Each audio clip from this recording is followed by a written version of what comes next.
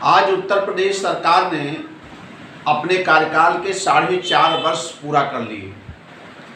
इस अवसर पर हमारे राज्य के मुख्यमंत्री श्री आदित्यनाथ जी ने अपनी उपलब्धियों का खाका पेश किया और बेशुमार उपलब्धियों का जिक्र किया।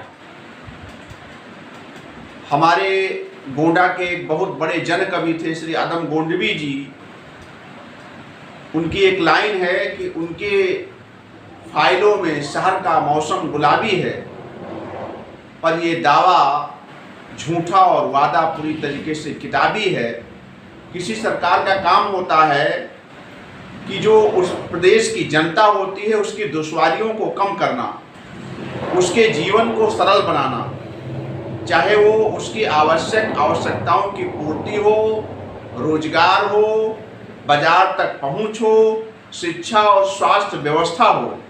लेकिन मुझे कहने में पीड़ा और दुख हो रहा है कि इन 4.5 वर्षों में हमारे उत्तर प्रदेश की 23 करोड़ जनता बेशुमार पीड़ा से प्रताड़ित है।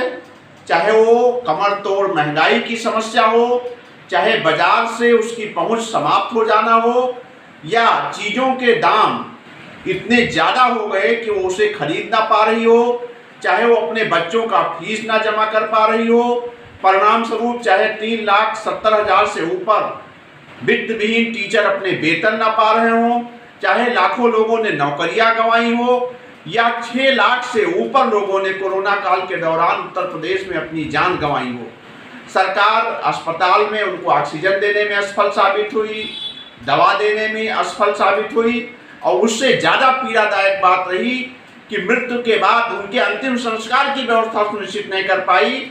परिणाम स्वरूप उत्तर प्रदेश की सारी नदियों में लाखों की संख्या में लाशें तैरती रहीं।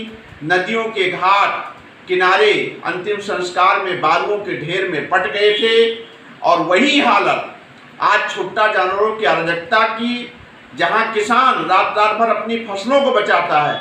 आपने देखा होगा कि पिछले 3 दिन के बरसात में लाखों लाख बेजुबान गोवंश मर गए और या मर रहे हैं, क्योंकि सरकार की जो गौशालाएं हैं वो कागजी हैं, वहाँ कोई व्यवस्था नहीं है, वहाँ कोई सुरक्षा नहीं है, वहाँ कोई रख रखाव नहीं है। और हमारे उत्तर प्रदेश का युवा लगातार 4.5 वर्षों में राजधानी के सड़कों पर लाठियाँ खाता रहा। तो सरकार की उपलब्धियाँ बेमिसाल नहीं, जनता की